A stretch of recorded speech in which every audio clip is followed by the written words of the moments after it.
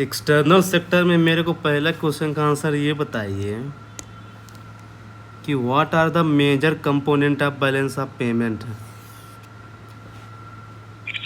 Balance of payment. Okay, so balance of payment can be categorized into two categories. First is current account and capital account.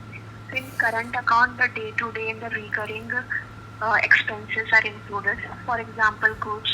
It can be bifurcated against invisible and invisible. Invisible, it is goods, and in invisible services, transfer payment, and transfer payment, and this interest or any investment from foreign, any interest we are getting on the regular basis. And in the capital account, it is FDI, SPI, external commercial borrowings, which all are the included, and also the banking sector means foreign contributions from the So NRI. how will you define capital account? Definition. Capital account is that part of the balance of payment which either reduces, which brings change in liability and the assets of the country. So Which is mostly yeah, so basically you're telling कि means के capital account reduces the assets and liability of the country. ये उसकी definition बता रहे हैं जो budget के अंदर होता है कैपिटल अकाउंट। ये कैपिटल अकाउंट में बैलेंस ऑफ पेमेंट वाला पूछ रहा हूँ।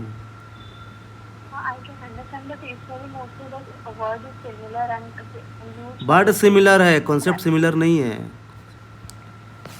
कि यहाँ पर भी तो जैसे कि हमारे यहाँ पर फॉरेन करेंसी आती है, कभी हमारा वो एसेट क्रिएशन हो रहा है इस तरीके से, और कभी हम लोग जो है इन्वेस्टमेंट आ रहा है या आउटफ्लो हो रहा है तो हमारी लाइबिलिटी थोड़े से बढ़ रही है, तो वैसे कौन सी लाइबिलिटीज बढ़ रही है? हमको जैसे कि जो भी पैसा एक्सचेंज रेट होगा, डिप्रिसिएशन होगा, मनी की वैल्यू कम हो रही है, ज़्यादा हो रही है, तो ऐसे तो अगर हम दूसरे कंट्री से गुड्स खरीद रहे हैं तो ये लाइबिलिटी नहीं है। अगर हम चाइना से गुड्स खरीद रहे हैं तो ये लाइबिलिटी नहीं है। तो फिर ये तो करंट अकाउंट में आता है, वो तो फिर करंट अकाउंट में आता है। एक डिफरेंशिएशन तो ये भी है ना कि रिकरिंग मतलब कौन सी चीज बार बार हो रही है, डे टू डे बेसिस पे हो रही है, तो वो करंट अकाउंट वो वाला पार्ट। नहीं, ये डेफिनेशन गलत है, ये डेफिनेशन गलत है। क्यों? जो है ना, हम बाहर से लोन भी तो बार बार ले सकते हैं, कि जरूरी कि एक ही बार लोन लें। ये डेफिनेशन जो आप बता रहे हैं ये इसमें फिट नहीं होगा। ये जो आप बता रहे हैं एसेट्स, लायबिलिटी, रिकरिंग, ये बजट वाले करंट और कैपिटल अकाउंट का डेफिनेशन है, ये इसमें फिट नहीं होगा बेसिकली। क्योंकि यदि बात करेंगे कि लायबिलिटीज, तो लायबिलिटी जो है ना करंट अकाउंट में भी होती है, क्योंकि अगर हम चाइना से गुड्स खरीदेंगे तो हमको पैसा देना पड़ेगा ना, तो लायबिलिटीज नहीं है। तो आप तो डेफिनेशन वो वाली गलत हो गई। दूसरी बात, रिकरिंग, किस तरह के रिकरिंग की बात कर रहे हैं यहाँ पर? रिकरिंग जो है ना कैपिटल अकाउंट में भी हो सकता है। तो ये डेफिनेशन जो है ना गलत है। अकाउंट का पार्ट वो कभी इंटरेस्ट, हमको जैसे लोन है, हमने जो इंटरेस्ट दिया तो वो करंट अकाउंट का पार्ट हो जाएगा ना, वो तो इंटरेस्ट वाला था, और हमने पूरा की पूरा लोन चुका दिया कभी, तो कैपिटल अकाउंट का पार्ट हो जाएगा। कैपिटल अकाउंट का पार्ट हो जाएगा? अरे मैं लोन की बात नहीं कर रहा हूँ, मैं बात कर रहा हूँ जो आप डेफिनेशन बता रहे हैं एसेट्स और लायबिलिटीज़ के टर्म पे ना, उसके टर्म में बता रहा हूँ कि एसेट्स और लायबिलिटी जो है ना दोनों में हो सकता है, करेंट और कैपिटल, और करेंट अकाउंट और कैपिटल अकाउंट दोनों में हो सकता है एसेट्स और लायबिलिटीज़ बेसिकली। ये बात माइंड में सेट कर लीजिए बेसिकली। डेफिनेशन सही नहीं है, डेफिनेशन सही नहीं है।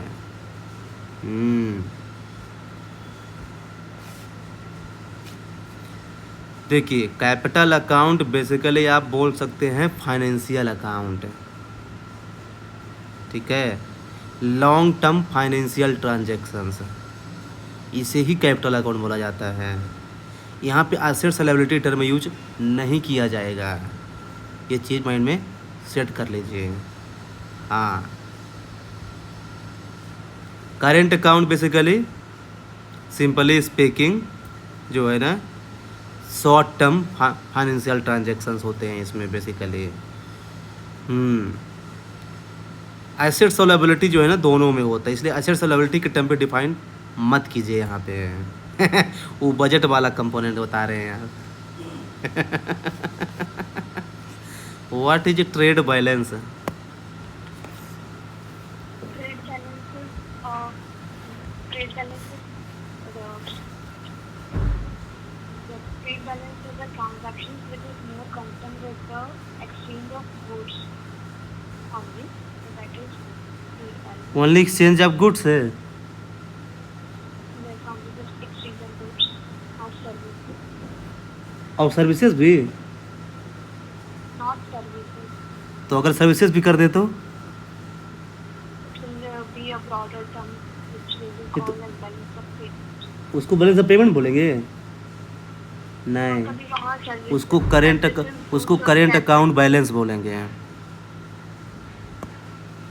जिसमें सर्विसेज भी आ जाएगा उसको करेंट अकाउंट बैलेंस बोलेंगे। बैलेंस ऑफ पेमेंट में कैपिटल अकाउंट भी आ जाता है, यही डिफरेंस है। देखिए 3 टर्म होते हैं, पहले माइंड में सेट कर लीजिए आप। एक होता है ट्रेड बैलेंस जिसमें केवल गुड्स का एक्सपोर्ट और इंपोर्ट होता है। आई रिपीट, ट्रेड बैलेंस जिसमें केवल विजिबल गुड्स आता है आपके शब्दों में। फिर एक होता है करेंट अकाउंट बैलेंस है जिसमें गुड्स और सर्विस दोनों आता है करेंट अकाउंट का। फिर एक होता है बैलेंस ऑफ पेमेंट जिसमें करेंट अकाउंट और कैपिटल अकाउंट दोनों आता है। ये तीन टर्म है, तीनों में बेसिक डिफरेंसेस हैं यहाँ से क्वेश्चन बनता है और लोग यही पे कहे ना फंसते हैं। एक क्वेश्चन फिक्स है यहाँ से पूछना है, हाँ एक क्वेश्चन है फिक्स यहाँ से पूछना है, ये चीज़ ध्यान रखिएगा। Is current account deficit always wide for India? current account deficit. Always wide for India? It depends on the situation. For example, if we are having the enough capital account to balance out the current account, so in such situation it will not be a bad. It will not have a bad impact because if we are importing goods if we are importing raw material for further development of the country or increasing the production, so that is kind of good because it will increase our overall production. So it depends on the situation. मतलब आपको ये बताना है कि moderate current account deficit जो है ना sustainable हो सकता है, ऐसे नहीं बताना है आपको। बताना कि अगर मॉडरेट लेवल में है तो सही हो सकता है यदि कंट्री के पास एनफ इन्वेस्टमेंट और फाइनेंसिंग कैपेसिटी है, तो मॉडरेट लेवल का करंट अकाउंट डिफिसिट जो है ना ये इकोनॉमी के लिए सस्टेनेबल हो सकता है। ऐसे आपको आंसर देना है बेसिकली, हाई नहीं moderate.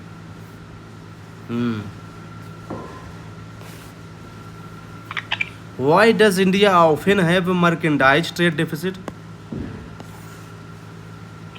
Merchandise trade deficit because we import more goods as comparison to export. Because, for example, we depend on crude oil, fertilizers, natural gas. So this creates a deficit in our country, merchandise deficit.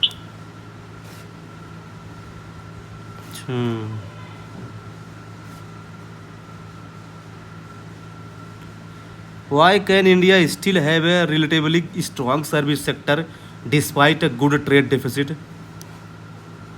Why can India still have a relatively strong service sector despite a goods trade deficit? Okay, because India have a skilled populations which can serve the service demand side of the economy of other countries, because we are having English speaking youth and our software services is at par with global level. So this helps us in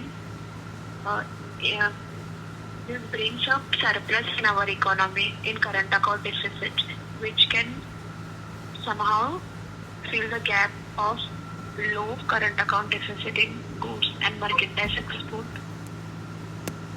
आपको simply बताना है कि India के पास competitive services है, जैसे IT, business, professional service, है ना, जिसके थ्रू क्या है ना कि इंडिया जो है ना सर्विस में एक्सपर्ट है। हम्म हम्म ये बताइए, ये जो आप रीजन बता रहे थे ना कि इंग्लिश स्पीकिंग यूथ है ना, ये इंडिया का आईटी सर्विस स्ट्रांग है, आप इसका रीजन बता रहे हैं। मैं क्या पूछ रहा था कि सर्विस सेक्टर क्यों स्ट्रांग है, दूसरी चीज़ है, वो दूसरी चीज़ है। हम्म सर्विस सेक्टर स्ट्रॉन्ग अब इंग्लिश यूथ है हमारी कंट्री में। नहीं तो ये इंग्लिश export इंग्लिश करने इंग्लिश यूथ है, इससे हमारा आईटी सर्विस स्ट्रांग होता है, और फर्दर आईटी सर्विस जो है ना इस सर्विस सेक्टर को इम्पोर्ट करता है, सपोर्ट करता है। तो आप जो है ना बहुत नीचे की बात बता रहे थे। आपको सीधे टाइम बताना है कि आईटी सर्विस स्ट्रांग है, बिजनेस प्रोसेसिंग स्ट्रांग है, प्रोफेशनल सर्विसेज स्ट्रांग है, ये सीधे बताइए।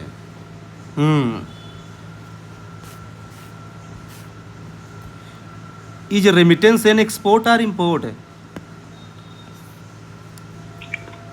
रेमिटेंस एक्सपोर्ट और इंपोर्ट। रेमिटेंस को किसके अंदर डालेंगे, एक्सपोर्ट के इम्पोर्ट के अंदर?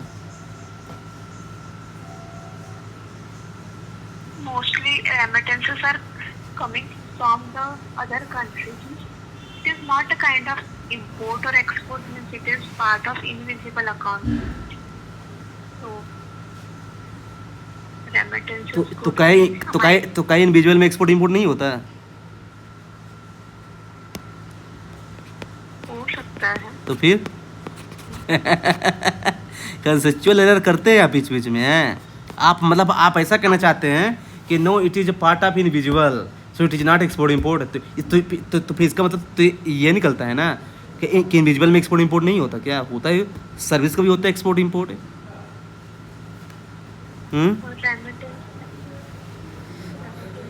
जानते क्या है, जो रेमिटेंस है ना वो वन वे ट्रांजेक्शन है, इसके बदले हमने कुछ काम नहीं किया है, इसलिए जो है ना एक्सपोर्ट इंपोर्ट में नहीं आएगा, ये सेकेंडरी इनकम माना जाता है।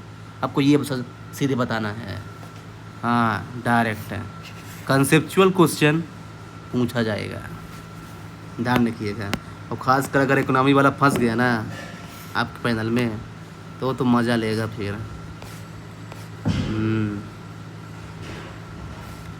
फिर बताइए मेरे को two major difference between FDI and FPI है। FDI is investment in more than 10% investment in listed company and less than 10% in unlisted company. And FPI is foreign portfolio investor is less than 10% in a listed company. If any investor is investing, then FDI means the investor takes the ownership of the company and try to bring innovations and also have the rights over the company. Whereas in SPI, there is no such of ownership, and the investor basically just invests the money, and it's more or less a profit motive in that. And FDI is on the long-term basis, and FDI is on the short-term basis, and it is hot money, so it is volatile, so it fluctuates the market. But FDI is more or less focused on long-term development of the company. देखिए, एक major term है जो आपको हमेशा use करना है जब आप डिफरेंस बता रहे हैं एफडीआई और एफपीआई के बीच में। बेसिक डिफरेंस ये है कि एफडीआई में मैनेजमेंट कंट्रोल होता है वो इन्वेस्टर के पास है, और एफपीआई में मैनेजमेंट कंट्रोल नहीं होता। ओनरशिप जो है ना बहुत लार्ज टर्म आप बोल दिए हैं, मैनेजमेंट कंट्रोल टर्म यूज़ कीजिए आप। एफडीआई मैनेजमेंट कंट्रोल के हिसाब से की जाती है, जो एफपीआई है ना उसमें मैनेजमेंट कंट्रोल नहीं होता है। ये मेजर टर्म जो है ना आपको यूज करना है जब आप कभी भी आप डिफरेंस लिख रहे हैं, मतलब डिफरेंस लिख रहे हैं आप दोनों के बीच में, ये चीज़ ध्यान रखिएगा। What is external commercial borrowing? External commercial borrowings are the borrowings which Indian companies can take from the outside investors from the global market. So it is part of the in Indian rupee और capital foreign account. Currency? It could be both. For example, in Indian rupee, the investor can take through masala bond, and in foreign rupees, it could be through GDR or ADR, American Depository Receipts. सो इसमें risk किसके पास रहता है? In what? Risk किसके पास है, bourbon के पास कि lender के पास है? It depends again on the situations. Means, if it depends on the exchange rate. So, in case if the exchange rate is if the rupee is depreciating, so in that case, the borrowers will have on risk. Borrowers ने उधार लिया है वो risk. And कभी रुपये की value appreciate हो गई तो in such case, the lender will have a benefit. नहीं, चाहे रुपये की वैल्यू डिप्रिसिएट हो या अप्रिसिएट हो, जो रिस्क है ना वो जो है ना एक्सटर्नल कमर्शियल बोरोइंग में बॉर्बर के पास ही होगी। मसाला बॉन्ड में जो है ना लेंडर के पास होती है, क्योंकि उसे रुपये को जो है ना कन्वर्ट करना होता है बेसिकली किसमें, डॉलर में। लेकिन यहाँ पे बॉर्बर को क्या है ना कन्वर्ट करना पड़ेगा डॉलर को रुपये में। तो रिस्क हमेशा इसी के पास रहेगा, चाहे रुपये का अप्रिसिएशन हो चाहे डिप्रिसिएशन हो बेसिकली। तभी तो मसाला बॉन्ड का सिस्टम क्यों आया है, क्योंकि जैसे मान ले हमने डॉलर में बाहर से रुपया ले लिया है, राइट। अब फ्यूचर में पता नहीं क्यों वो डिप्रिसिएट होगा अप्रिसिएट होगा, रिस्क तो हमारे पास ही है ना, बॉर्बर के पास। अब हमने रुपया में लिया है उधार बाहर से, ठीक है, तो अब जो हमको दिया है ना उसके पास रिस्क होगा ना, क्योंकि हमारे पास तो रुपया है, राइट, हमारे पास तो रुपया है। हाँ, हम तो इंडियन वाले हैं, बेसिकली ये है।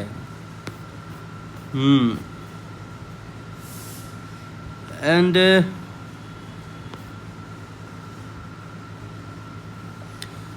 Tell me the various reason which can lead to the depreciation of Indian rupee.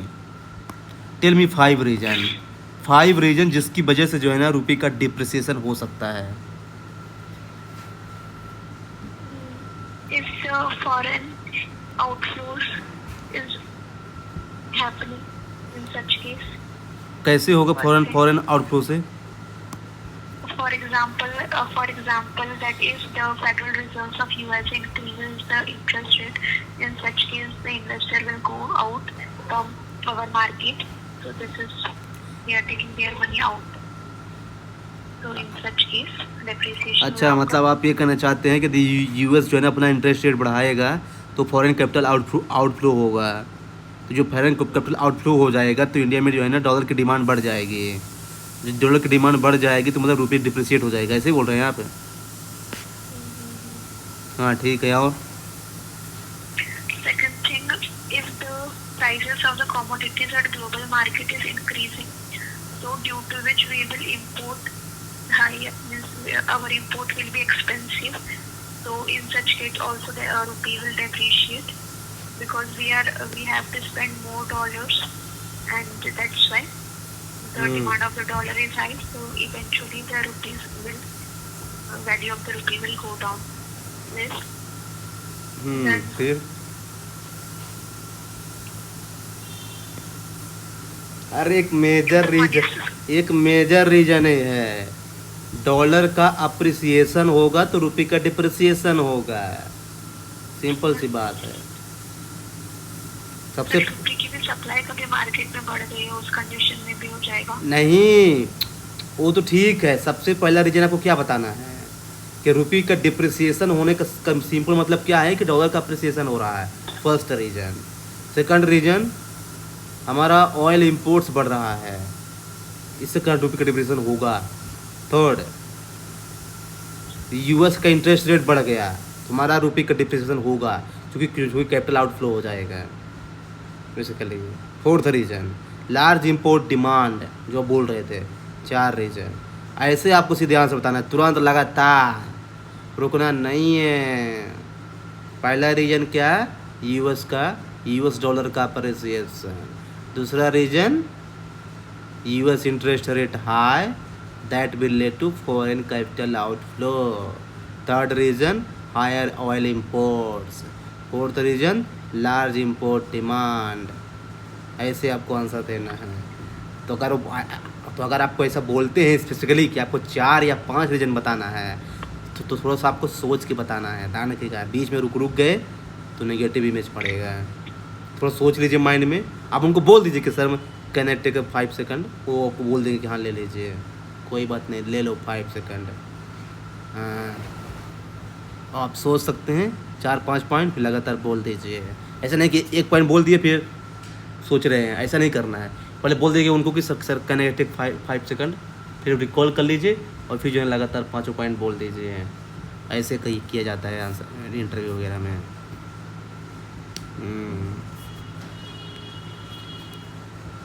Who benefits from rupee depreciation?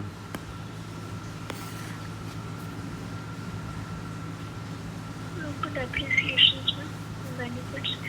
So the exporter will benefit and the importer will face problem.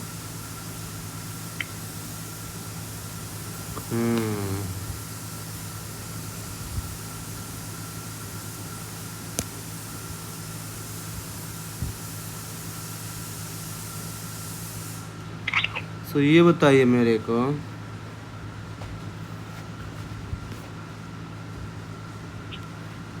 कि why is crude oil imported for India's external sector? Why is crude oil important for India's external sector?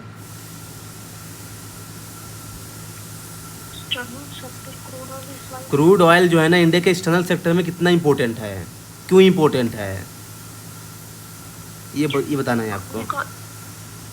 Because we import crude oil and in our country we refine it and we further export it.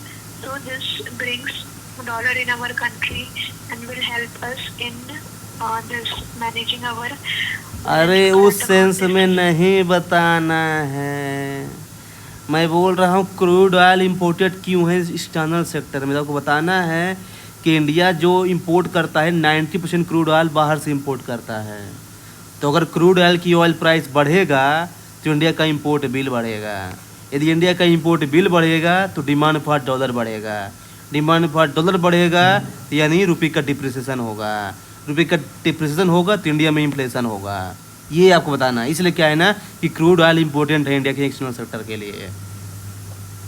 ये आपको बताना था basically. ये नहीं बताना है कि crude oil को इंडिया इंपोर्ट करके फिर उसको एक्सपोर्ट करता है।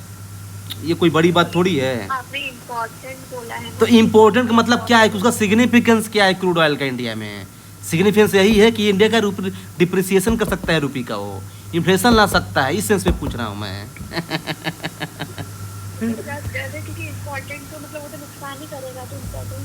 नहीं, इम्पोर्टेंट का मतलब कि हमेशा फायदा थोड़ी होता है। मतलब कि एक्सटर्नल सेक्टर में उसको सिग्निफिकेंस क्या है क्रूड ऑयल का। हाँ, रोल मतलब मैं पूछ रहा था काइंड ऑफ। देखिए आपको ये कोई बड़ी बात थोड़ी है जी कि इंडिया क्रूड ऑयल इंपोर्ट करता है और फिर उसको रिफाइन करके बेचता है। कितना बेचता होगा? 10%। उसमें कौन सी बड़ी बात है। हाँ, पेट्रोलियम प्रोडक्ट ज़्यादा बेचता है, क्रूड ऑयल ज़्यादा नहीं बेचता इंडिया।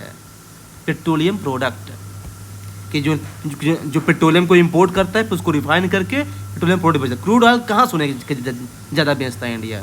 10-5% होगा, लेकिन 90% तो इंपोर्ट ही करता है ना। उसकी डिमांड 90% इंडिया डिपेंड करता है वो इंपोर्ट्स पे क्रूड ऑयल के। और रुपये के डिप्रिसिएशन का सबसे बड़ा मेजर रीजन भी है, ध्यान रखिएगा, ये ऑयल का इंपोर्ट है, मेजर रीजन है।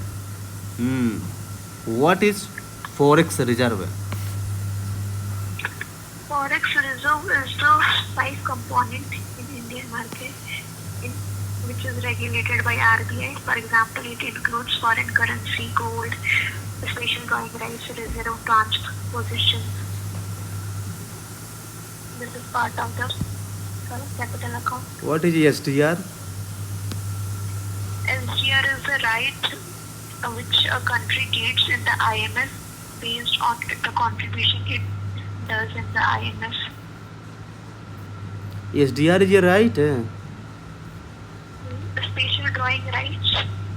So rights which based on the currency a nation contribute to IMF quota.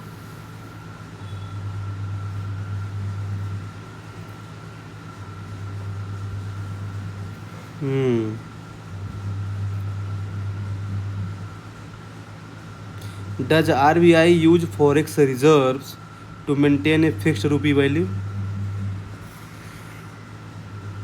To RBI maintain its forex reserve to Does RBI use forex reserve to maintain fixed rupee value?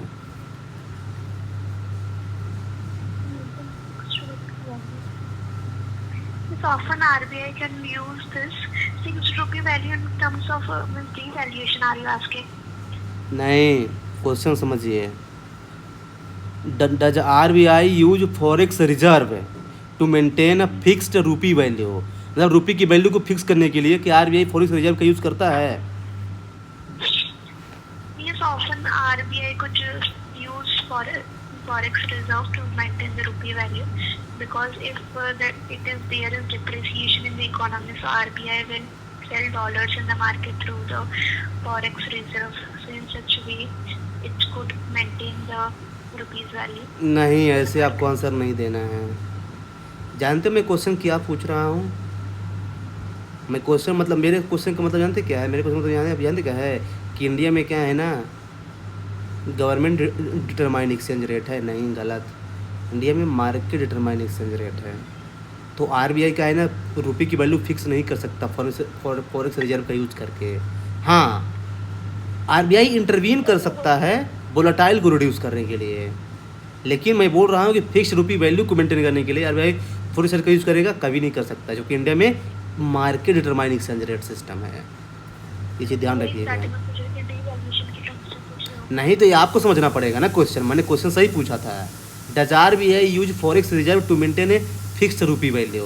मैं question सही बोला था, आप समझ नहीं पाए तो मैं क्या करूँ? आपको क्वेश्चन रिपीट थोड़ी करेंगे. वो नेक्स्ट क्वेश्चन में चले जाते हैं, दोबारा क्वेश्चन रिपीट नहीं करते हैं. वो बोलेंगे ठीक है नेक्स्ट क्वेश्चन बताइए. ध्यान रखिएगा, ये आपको समझना पड़ेगा.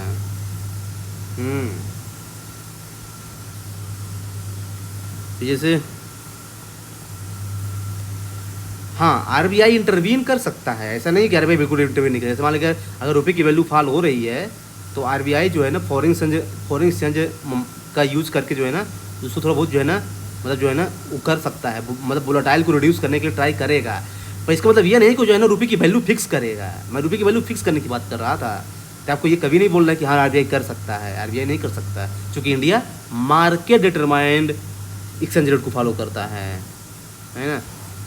तभी तो 3 इम्पॉसिबल ट्रिनिटी है कि independent monetary policy, fix exchange rate and free flow of capital. ये तीनों एक साथ कभी नहीं हो सकता है. इसे बोलते हैं इम्पॉसिबल ट्रिनिटी. ये क्वेश्चन पूछा जा सकता है आपसे कि इम्पॉसिबल ट्रिनिटी में क्या क्या आता है. Independent monetary policy, fix exchange rate and free flow of capital. ये तीनों एक साथ कभी नहीं हो सकता है. आपको किसी एक को कंप्रोमाइज़ करना ही पड़ेगा. तो इसको अच्छे से तैयार कर लीजिएगा. इम्पॉसिबल ट्रिनिटी बोलते हैं इसे. ये क्वेश्चन मुझसे पूछा गया था, लेकिन इसके इंटरव्यू में नहीं है, CDS के इंटरव्यू में. तो ऐसे कुछ ध्यान रखना, पूछा जाएगा.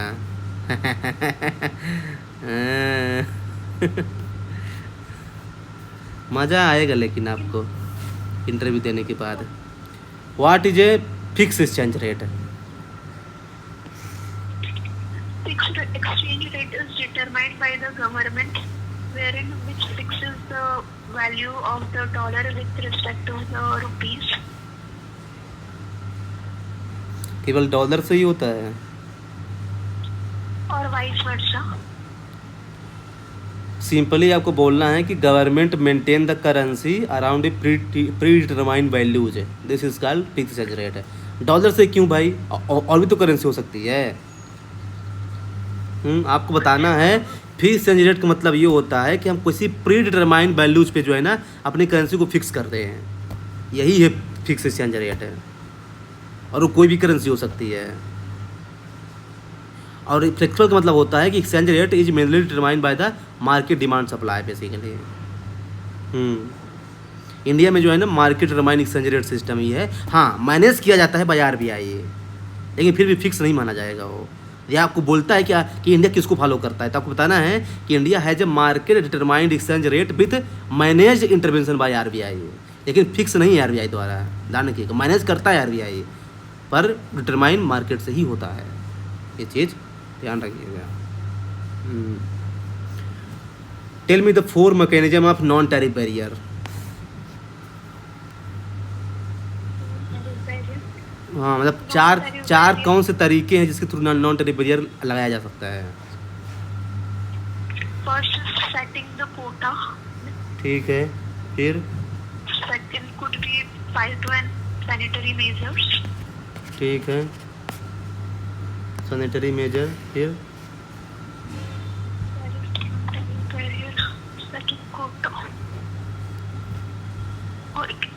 लाइसेंसिंग रिक्वायरमेंट, फिर technical standard like CBM European union का, कार्बन बॉर्डर एडजस्टमेंट मैकेनिज्म, ये सब क्या है, ये 4 तरीके हैं। एक तो कोटा है, दूसरा सैनिटरी रिक्वायरमेंट है, तीसरा लाइसेंसिंग रिक्वायरमेंट है, चौथा technical standard like CBM carbon border adjustment mechanism. तो ऐसे क्वेश्चन जो है ना, मतलब क्वेश्चन फैक्चुअल भी पूछेगा या ऑप्शनल भी पूछेगा, कभी कभी बीच में जो है ना वो कुछ पूछेगा एक, तो ध्यान रखिएगा चेक करने के लिए कि इसके फैक्चुअल में कितना मतलब कमांड है बेसिकली, तो आपको दोनों के लिए तैयार रहना है। हाँ, what is dumping? Dumping is selling the goods in other country at a lower price or just to sell the bulk of amount in lower price नहीं बोलना है, सिंपली बताना है आपको कि selling a product in a foreign market at an unfairly low price which is below its normal values. केवल low price पर थोड़ी बोलना है, आपको बताना है को अनफेयरली लो प्राइस जो कि अपने नॉर्मल वैल्यू से लो है, मतलब उसकी नॉर्मल वैल्यू वाले 100 रुपये है तो उसको अनफेयरली 90 कर दिया गया है, फिर उसको सेल करना, इसे बोलते हैं डंपिंग। केवल लो प्राइस नहीं बोल देना है, क्योंकि लो प्राइस बहुत सब्जेक्टिव टर्म है ना। Unfairly low price which is below its normal price, मतलब पूरा क्लियर होना चाहिए एग्जामिनर को कि अच्छा ओके समझ गया क्या कहना चाहता है। What is anti dumping duty? Anti-dumping duty is a tax which is imposed to counter the dumping by a foreign nation in order to protect the domestic producers. तो फिर काउंटर वैलिंग ड्यूटी क्या है? Countervailing duty is a kind of special tax which is charged by an importing country on foreign goods. तो difference क्या है दोनों में? दोनों में तो लगाया जा रहा है tax. The purpose of countervailing duty is to balance this, is to deal with the for example, let me say this way, that if a country like China intentionally sells the product in the other country in order to distort the market of the domestic country, so to counter it, countervailing duty is imposed in order to protect our local businesses. नहीं, ये difference नहीं है basically, दोनों में ये हो सकता है।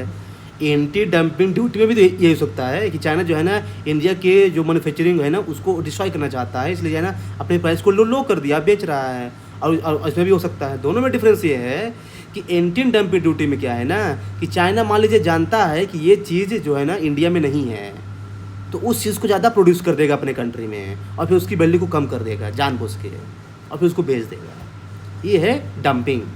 काउंटर वैलिंग ड्यूटी का मतलब ये होता है कि चाइना क्या है ना कि अपने जो प्रोड्यूसर है ना उनको सब्सिडी दे देगा, जब सब्सिडी देगा तो चीज़ सस्ती वहाँ बनेगी और फिर इंडिया में बेच देगा। तो जब सब्सिडी एंगल आएगा ना तभी आएगा काउंटर वैलिंग ड्यूटी, ध्यान दीजिएगा, सब्सिडी मतलब काउंटर वैलिंग ड्यूटी, सिंपल सा बोलना है आपको। हाँ, सब्सिडी में ही आएगा काउंटर वैलिंग ड्यूटी, और कोई अदर मैकेनिज्म है तो आएगा डंपिंग, ध्यान रखिएगा। ये दोनों में बेसिक डिफरेंस है, ये क्वेश्चन पूछा जा सकता है।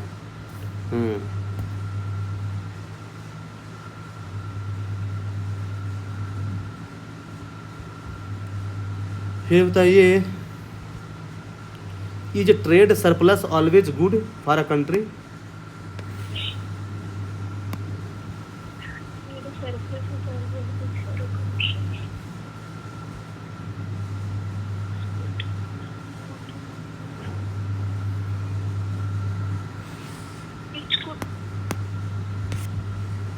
हम्म,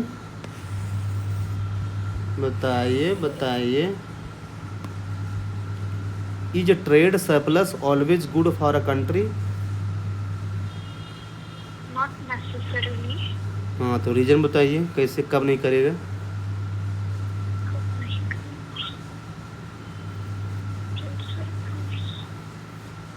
नॉट नेसेसरली तो बोल दिए हैं, बताइए।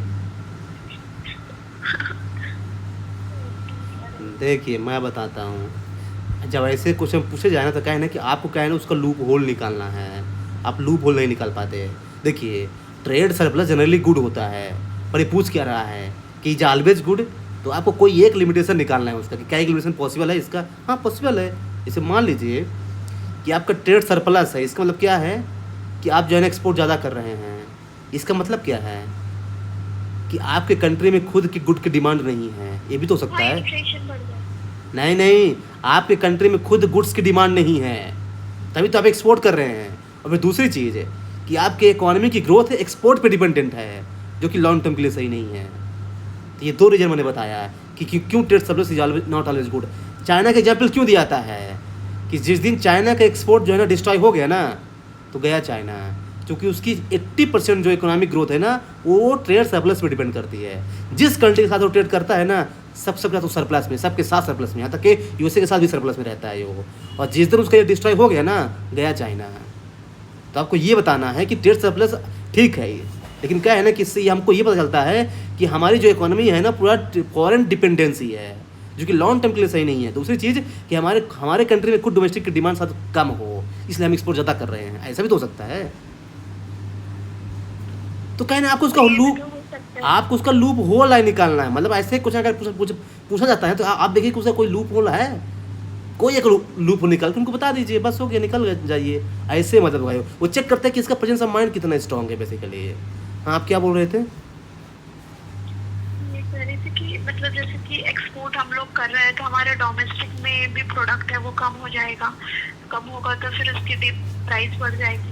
नहीं, तो ये तो उसका इफेक्ट है ना जी, वो तो उसका इफेक्ट है ना। आपको बताना है कि हम ट्रेड सरप्लस से क्यों कर रहे हैं, आपको ये बताना है ना। वो तो आप उसका इफेक्ट बता रहे हैं कि ट्रेड सरप्लस के बाद क्या होगा। है, कोई कंट्री एक्सपोर्ट क्यों करेगी जी जब उसके पास सरप्लस तब कर रही है, तो फिर गुड्स कैसे कम होगा, बताइए आप।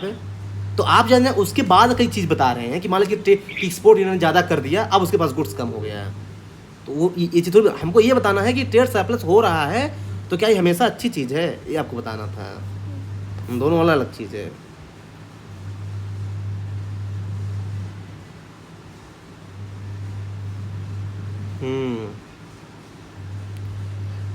Is depreciation of rupee automatically leads to increase in export?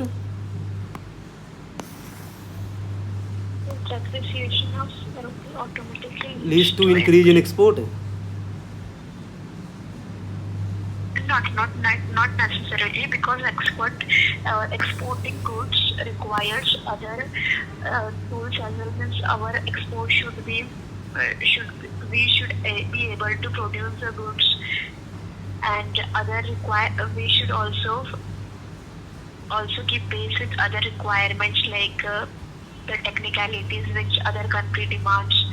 So exporting a good require all other things along with the exchange rates values. आपको सिंपली बताना है कि देखिए क्या है कि जो है ना कि ये ग्लोबल डिमांड पे डिपेंड करता है, ग्लोबल डिमांड पे डिपेंड करता है। दूसरी चीज़ कि हमारी चीज़ सस्ती होनी चाहिए तब बाहर वाले खरीदेंगे, ये सब आपको बताना है। तो इसलिए कहना है कि अगर हमारा रुपये डिप्रिशिएट हो इसका मतलब थोड़ी कि हमारा एक्सपोर्ट बढ़ ही जाएगा। ये कई चीज़ पर डिपेंड करता है कि जो चीज़ हम बना रहे हैं उस चीज़ की ग्लोबल डिमांड है कि नहीं। दूसरी चीज़ कि वो चीज़ हम जो सस्ती बना पा रहे हैं कि नहीं बना पा रहे हैं, पता चला कि हम खुद ही महंगी बना पा रहे हैं वो चीज़, तो इसे थोड़ी कि बिकेगी हमारी चीज़। ये सब सीधे आपको बताना है direct. What is J curve effect? सुने नाम इसका, जे कर्व। ऐसे कुछ पूछता है वो कि जे कर्व क्या है, लॉरेंस कर्व क्या है, फिलिप्स कर्व क्या है, ऐसे कुछ पूछेगा, ध्यान रखिएगा। J curve, I don't know exactly, but I can guess that might be something is going. Initially, something the price is low, and suddenly after putting some effort, the prices goes up. This kind of thing. देखिए जानते क्या है, मैं बताता हूँ। जैसे मान ले रुपये का डिप्रिसिएशन हो गया, रुपये का डिप्रेशन हो गया है, मतलब कि रुपये की वैल्यू क्या हो गई है, फॉल हो गई है, राइट। रुपये की वैल्यू फॉल हो गई है तो हमारा इंपोर्ट बिल बढ़ जाएगा, इंपोर्ट बिल बढ़ जाएगा क्योंकि इंपोर्ट महंगा हो जाता है ना रुपये का डिप्रेशन होने पर, तो हमारा ट्रेड इम्बैलेंस हो जाएगा। लेकिन रुपये के डिप्रिसिएशन होने से हमारा एक्सपोर्ट भी बढ़ सकता है, तो उसको बैलेंस आउट कर देगा वो। इसी को बोलते हैं जे कर्व इफेक्ट। मतलब कि पहले हमारा रुपये का डिप्रिसिएशन हुआ तो हमारा इंपोर्ट बिल बढ़ गया, तो हमारा डेफिसिट बढ़ गया है। लेकिन लॉन्ग टर्म में क्या है ना, हो सकता है कि हमारा एक्सपोर्ट भी बढ़ जाए क्योंकि हमारा रुपये का डिप्रिसिएशन हुआ है, तो फिर उसको बैलेंस आउट कर देगा। यही बोलता है जे कर्व इफेक्ट। बहुत अच्छा कंसेप्ट है, इसको अच्छे से लिख लीजिए, ये पूछा जा सकता है, ध्यान रखिएगा। ऐसे वैसे पूछते हो लॉरेंज कर्व क्या है, फिलिप्स कर्व क्या है, जे कर्व इफेक्ट क्या है, ध्यान रखिएगा। ये ऐसे टर्म सीधे पूछ देगा, हाँ, बेसिकली चेक करने के लिए हो।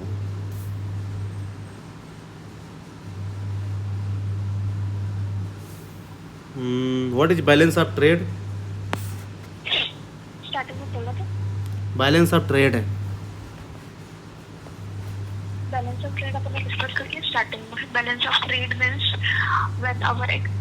when export and import, no, which this is a transactions which deals with the goods.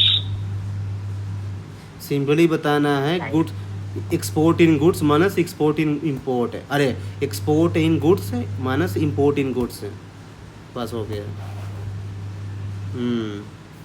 मतलब बैलेंस ऑफ ट्रेड मतलब केवल गुड्स का हो रहा है, बैलेंस ऑफ पेमेंट मतलब करेंट अकाउंट कैपिटल अकाउंट दोनों का हो रहा है, और करेंट अकाउंट सरप्लस का मतलब कि मतलब जो उसमें मतलब जो है ना विजिबल और इनविजिबल दोनों है। ये आपको तीन चीज़ ध्यान रखना है, इन दोनों में कंफ्यूज करने का ट्राई करेगा एग्जामिनर, लोग कंफ्यूज हो जाते हैं।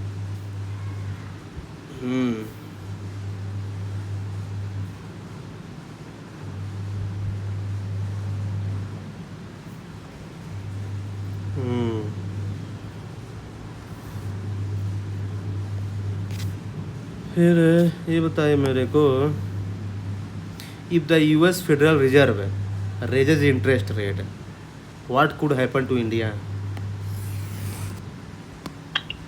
If it raises interest rates, India investors from the India will take out their money and will go, and there will be outflow in the Indian market, which will lead to मतलब India का inflation बढ़ जाएगा overall, simple से ध्यान रखिए। क्योंकि अगर US का इंटरेस्ट रेट बढ़ेगा तो कैपिटल आउटफ्लो होगा, कैपिटल आउटफ्लो होगा तो मतलब कि जो है ना डॉलर की डिमांड बढ़ेगी, डॉलर की डिमांड बढ़ेगी तो रुपये का डिप्रिसिएशन होगा, तो मतलब इंपोर्ट महंगा हो जाएगा और इन्फ्लेशन बढ़ जाएगा इंडिया में। तो आपको सीधा सीरीज वाइज बताना है, डायरेक्ट है कि फेडरल रिजर्व का अगर इंटरेस्ट रेट बढ़ेगा तो ऐसा होगा, फिर ऐसा होगा, फिर ऐसा, term phase wise step by बताना है, ताकि लगे कि हाँ इसका कंसेप्ट जो क्लैरिटी अच्छी है। हाँ, ध्यान रखिएगा। फिर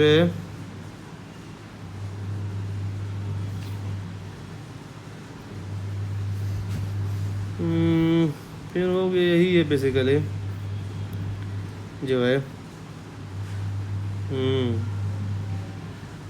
मेजर कौन कौन सी चीज़ें हैं जो हमारे बैलेंस ऑफ पेमेंट को मेंटेन करती हैं, तो आपको बताना है सर्विस एक्सपोर्ट, रेमिटेंस, एफडीआई यानी FPI inflows, foreign exchange inflows, ये सब, ये चार मेन चीज़ हैं जिसके कारण क्या है ना कि हमारा जो है ना बैलेंस ऑफ पेमेंट सरप्लस रहता है, जबकि करंट अकाउंट डिफिसिट होने के बावजूद है।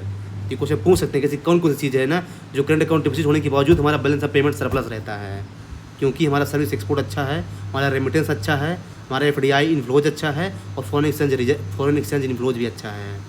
ये चार चीज़ें जिसके कारण जो है ना हमारा जो है ना बैलेंस ऑफ पेमेंट मेंटेन रहता है, जबकि हमारा करंट अकाउंट डिफिसिट ज़्यादा रहता है। ये भी क्वेश्चन पूछे जा सकते हैं बेसिकली। हाँ, तो देखिए क्या है कि ये जो मैं आपसे पूछ रहा हूँ क्वेश्चन ना, आपको देखना यहाँ से क्वेश्चन आपको मिलेगा देखने को। अब सारे क्वेश्चन तो नहीं, पर क्या है ना कि अगर इकोनॉमी से क्वेश्चन पूछा जाएगा, अगर इकोनॉमी की फैकल्टी रहेगी और ऑब्वियसली तो वहाँ रहेगी तो पूछा जाएगा, तो क्या है ना कि आपको शॉर्ट क्रिस्प आंसर देना है, वैसे ही आंसर देना है, मतलब ज़्यादा लंबा नहीं करना है, उनको लगे कि इसके पास क्लैरिटी है, और ज़्यादा जल्दी देने का ट्राई नहीं करना है। कोई बात नहीं भाई, 20-25 मिनट इंटरव्यू चलता है, कोई बात नहीं। हाँ, आप पॉज करके आंसर दे रहे हैं ना, तो इससे उनको आपको वीकनेस नज़र नहीं आएगी। पर चूंकि यदि आप हड़बड़ाहट में उल्टा पुल्टा आंसर देंगे तो कहीं उनको वीकनेस नज़र आ जाएगी। हाँ, तो ये है बेसिकली। जिस क्वेश्चन में आपको ज़्यादा सोचने का टाइम चाहिए तो आप बोल दीजिए sir can take 5 minutes 5 second pause, ना 5 मिनट 5 सेकंड 10 सेकंड पॉज, तो कोई दिक्कत नहीं है। आप अपने पॉइंट्स को एक बार रिकॉल कर लीजिए, 4-5 पॉइंट जो भी है। जब ऐसा क्वेश्चन पूछा जाए कि आप 4-5 पॉइंट बताओ, तब आप बोल सकते हैं कि सर कैन टेक 5 सेकंड है। सारे पॉइंट्स को रिकॉल करके फिर एक लाइन से बोलिए। ऐसा नहीं कि एक लाइन बोल दीजिए फिर रुक जाइए, फिर बोलिए फिर रुक जाइए। ऐसे अच्छा बेटर है कि आप पहले ही बोल दीजिए कि sir I can take 5 second, फिर उसको रिकॉल कर लीजिए जो भी आपको पॉइंट बोलना है। अब 5 पॉइंट बोले हैं तो जरूरी है कि आप 5 पॉइंट बताइए। यदि आप 3 पॉइंट भी बताए तो कोई दिक्कत नहीं, बोल दीजिए sir right now I am able to recall 3 points only, it's okay. हाँ, लेकिन जो बताना है ना सही बताना है। ऐसा नहीं कि 5 पॉइंट के चक्कर में आप गलत बता दीजिए। अगर पूछ रहे हैं कि 5 पॉइंट बताइए तो आप 3 पॉइंट बता दीजिए। अगर आपको रिकॉल नहीं कर पा रहे हैं बता दीजिए कि sir right now I am able to recall 3 points only. क्योंकि वो जानते हैं भाई कि वी आर ह्यूमन बीइंग, तो हर समय हर चीज़ रिकॉल नहीं कर पाते। वो भी वो चीज़ जानते हैं भाई, जो सिलेक्टेड है वो चीज़ सब गुजर चुके हैं उन सब चीज़ से। वो बस आपका प्रेजेंस ऑफ माइंड चेक करते हैं कि कैसे बिहेव करेगा अगर कोई क्राइसिस आ गया तो। चूँकि आपसे पूछ दे 5 पॉइंट बताओ तो लोग घबरा जाते हैं, फिर उल्टे उल्टे पॉइंट बता के आगे बढ़ जाएंगे। तो ऐसे नहीं करना है। आपको नहीं आता तो बोल देंगे सर मेरे को इसमें 2 पॉइंट याद आ रहा है, I will read about it more, simple सा। मतलब आपको हमेशा ऑप्टिमिस्टिक रहना है। जो क्वेश्चन का नहीं आंसर नहीं आ रहा है तब कोई नहीं कहना है कि सर मुझे आता ही नहीं, बोले कि sir I will go and read about it again. थोड़ा आप लगे कि उनकी हाँ ये ऑप्टिमिस्टिक है, ये मतलब कि इंप्रूवमेंट करने का ट्राई कर रहा है। ऐसा नहीं कि पेसिमिस्ट हो जाइए, सर मेरे को नहीं आता, मेरे को नहीं आता। ऐसे जहाँ 2-3 क्वेश्चन बोल दिए ना तुमको लगे ये भाई क्या ही है यार।